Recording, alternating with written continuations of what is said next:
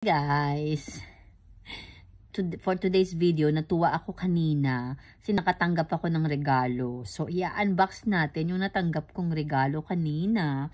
Galing ito sa anak ng pasyente ko. Pumunta siya ng Egypt at nagpasalubong siya sa akin kasi napalakad namin yung nanay niya na mga 3 steps lang naman. Starting pa lang. Kasi matagal din nakapaglakad ng nanay niya. So, ito na ang natanggap nating regalo. I-unbox natin. Nakalagay siya dito. So, i-unbox natin yung natanggap nating gift. Nilagay ko siya dito. Kasi baka masira. So, ito siya. Unbox natin. Natakpan ko yung legs ko. Oh, yan. Pinasok ko siya dito kasi babasagin siya. So, ito yung natanggap nating gift.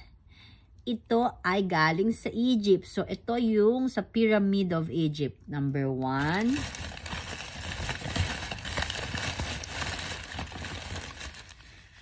Ito nga pala yung pangalawa. So, 3 yung pyramid sa Egypt. Ito yung small. Ito yung medium. Yung small. Ito yung medium. At ito yung large. So, meron tayong natanggap na gift from Egypt. Ang pyramid, ang small, ang medium, at ang large.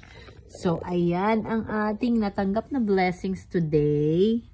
Nakatanggap tayo ng bato. Hindi nga lang ito ang bato ni Darna. Ding! Ang bato! Darna! Ang laki. So, you guys, thanks for watching. Have a great night.